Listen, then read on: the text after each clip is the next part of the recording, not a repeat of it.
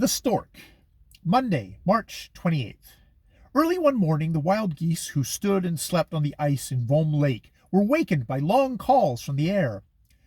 Tree-rop, tree-rop, it sounded. Tree-nut, the crane, sends greetings to Akka, the wild goose, and her flock. Tomorrow will be the day of the great crane dance on Kullaberg. Akka raised her head and answered at once, "Greetings and thanks, greetings and thanks."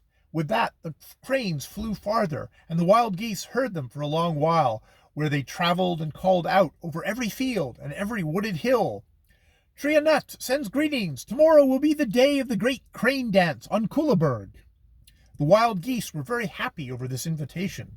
"You're in luck," they said to the white goosey gander, "to be permitted to attend the great crane dance on Kullaberg." "Is it then so remarkable to see cranes dance?" asked the goosey gander.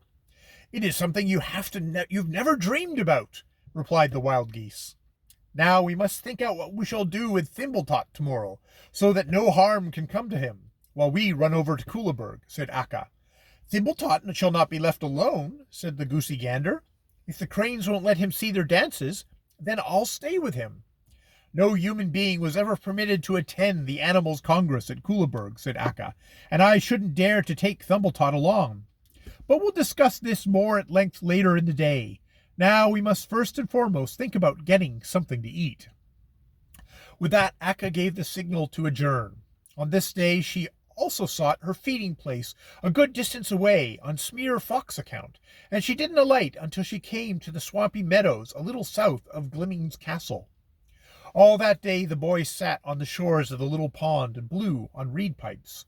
He was out of sorts because he shouldn't see the crane dance, and he couldn't just say a word, either to the goosey gander or to any of the others. It was pretty hard that Akka should still doubt him. When a boy had given up being a human just to travel around with a few wild geese, they surely ought to understand that he had no desire to betray them. Then, too, they ought to understand that when he had renounced so much to follow them, it was their duty to let him see all the wonders they could show him. "I'll have to speak my mind right out to them," thought he.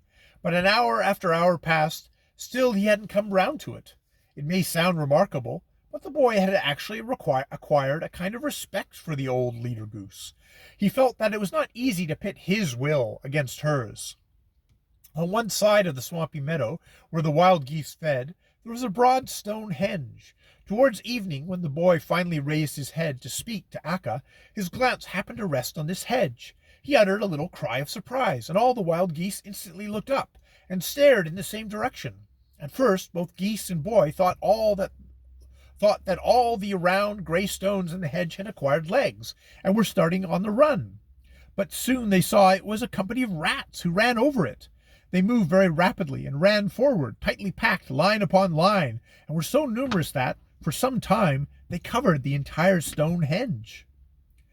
The boy had been afraid of rats, even when he was a big, strong human being. Then what must his feelings be now, when he was so tiny that 2 or 3 of them could overpower him? One shudder after another traveled down his spinal column as he stood and stared at them. But strangely enough, the wild geese seemed to feel the same aversion towards the rats that he did.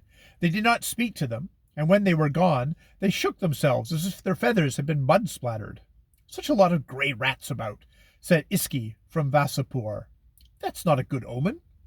The boy intended to take advantage of this opportunity to say to Akka that he thought she ought to let him go with them to Kullaberg, but he was prevented anew, for all of a sudden a big bird came down in the middle.